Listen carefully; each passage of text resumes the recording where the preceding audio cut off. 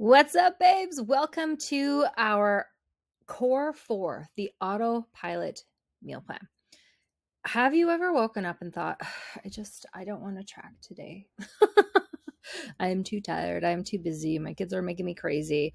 Or crap, I forgot to pre-log all my food and now I have to do a log as I go day and I feel overwhelmed. Like I'm not going to be able to do this, or I'm going to have to eat really crappy food I don't like, right? Or maybe you wake up and your kid's spiked a fever and is leaking green goop from their nose and they can't go to school and your whole day, week, maybe even a month, depending on how many kids, because they fall like dominoes. I feel like it just collapsed, right? So you quit tracking, you start stress eating, and you just feel too overwhelmed to stay on top of your goals. Does it sound like you? So these life moments, they can derail you for weeks or months, even though in the grand scheme of things, it's a drop in the bucket of time, but it becomes this massive thing because you don't have a plan, right? You're lacking a backup plan for when chaos takes over. And I have plans for my plans. So unless I'm down with the stomach flu, there's practically nothing that's going to throw me off track so that I can't rebound. I used to fall in this trap too. Like my transformation is crazy.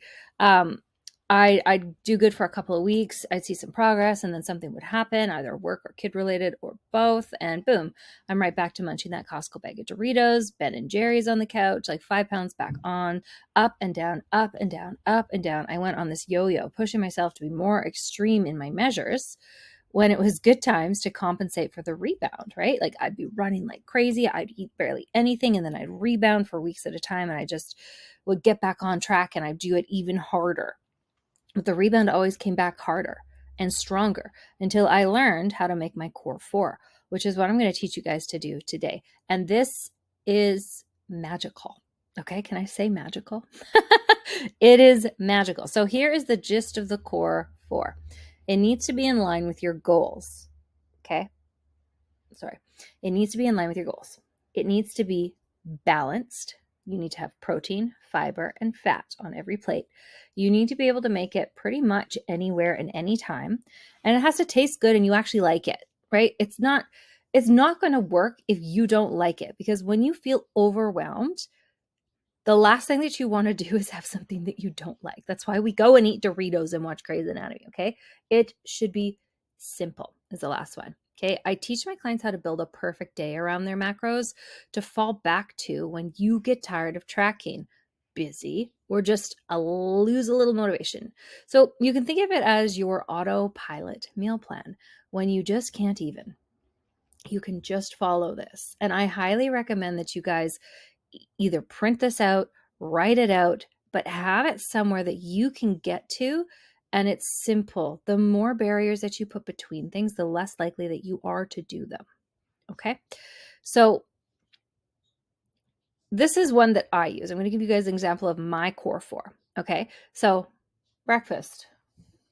Guess what today is? It's a core 4 day. Smoothie, protein powder, berries, yogurt, chia. That's it. That's what I put in this. And this is a peanut butter and jelly one. So I actually skipped the yogurt and I put peanut butter in. I use chia because it's loaded with fiber. Berries, low glycemic. You can have lots of them, low calorie. And I usually do 2 scoops of protein powder in here because I like to front load my protein. Lunch. We call it a BAS, okay? It's a big ass salad. It's a kitchen sink salad, right? Whatever I have in my kitchen is going to go into a bowl and I'm going to call it salad. I almost always have chickpeas on hand. So that goes in my salad. So I'm making sure I'm getting my what? My fiber. Chicken, canned chicken, chicken breast, whatever leftover meat I have kicking around goes in the salad. Okay. And then dressing. If I have dressing, cool, I'll put some dressing on it. If not, I will use spray avocado oil, or if I've got olive oil, I'll do that with some kind of vinegar and some seasoning. Like that's it. Whatever the hell is in your fridge that looks like a vegetable goes in the salad, unless it's a potato. That might be strange. Okay. And then for dinner, my go-to dinner is stir fry because it is so easy. And you can literally, if this is if this is a cultural meal for you, don't get mad at me right now, but you can literally put anything in stir fry and call it stir fry. So it's simple. Chicken. You could do canned chicken in this too if you wanted to do something simple. You could put beef in it. You could put pork in it. You can put literally any meat in this. Rice, That's cheap. Always have that on hand. Some kind of frozen vegetable or vegetables that are going bad, and sauce.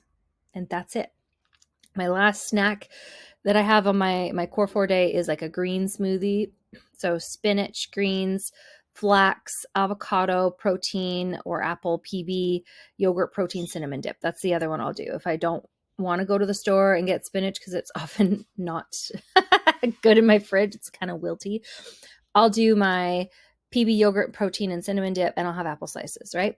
Protein, fiber, and fats. All good things. Wouldn't it be so much easier if you could just whip out your notebook and intentionally choose a core 4 day instead of saying today's too hard and hitting the fuck up button and completely derailing yourself, sending yourself into that guilt spiral for weeks? Like, oh, I screwed up on Thursday. I guess I can't start again till Monday. And then Monday rolls around and it's too hard. And by the time you get around to doing it, it's Christmas. Stop doing that. It's okay to have a core 4 day. It doesn't make you lazy. It makes you prepared. And if it comes down to it, and this is what you eat every single day for the next 3 weeks because you just can't even, and you're trying to wrap your head around learning how to track your food, cool. That's okay. The less variety that you have in the beginning, the more likely you are to be successful. I have clients that eat the exact same thing for breakfast, lunch, and snack, and their variety is in their dinner because their family is picky, right? And a lot of the times that's me too. I do cook 3 different meals for dinner. Variations of the same thing, because I have one picky eater who lives on spaghetti and chicken nuggets. I've got one who has major texture issues. And then there's me and Ollie and Ethan. We'll just eat whatever, right? So I have a lot of variety in my dinner sometimes. But I also know that if I don't have variety in my dinner because it's a core 4 day, they will all eat stir fry or a variation of it. Lockie will eat the chicken and sometimes the rice if I'm in a good space, you know? So you don't have to do that anymore. You don't have to do the guilt spiral. You don't have to feel like you're unprepared because you have a plan. Use the core 4. Okay. And that's your homework for today. I want all of you to go into the app or MyFitnessPal or wherever you're tracking your food, log in and make a core 4 day that meets the requirements of your calories and protein. Forget about your fat goal, forget about your carb goal. It doesn't matter, okay? What matters is that you're getting enough protein, okay? Remember, protein is the minimum. Whatever your protein goal is, you need to hit that protein goal or more. Calories is a ceiling, so you need to hit that calorie goal without going over. And then you need to make sure you're getting enough fiber. And for women, fiber needs to be between 30 and like 35 to 40 grams, depending on how much protein that you're eating every day. It is that simple. It sounds complicated, but once it's done, you have a system that works. So when your kids get sick and you can't do anything, core 4. When you've got a big deadline coming up at work and you don't have time for anything, core 4. If you can core 4 a drive-through meal, you're laughing at this point, right? You could do, I don't even know, chicken. You could go to McDonald's, right? McDonald's is easy. Everyone's got that and it's all over the world, right? Is it in Iqaluit, Rebecca? I don't know. You could get a chicken wrap and ask for extra chicken. Put the chicken in your wrap. Sauce on the side, sauce it yourself. Like, it's really that simple, okay?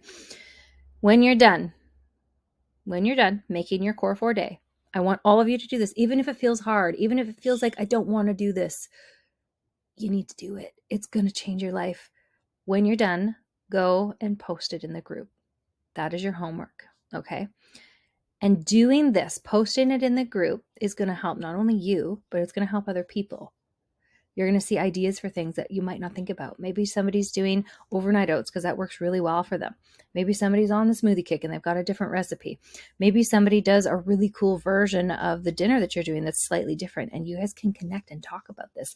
There's opportunity in here to support one another and get cool ideas. And once you have this core 4 completed, like when I say it's life-changing, I'm not pumping your tires.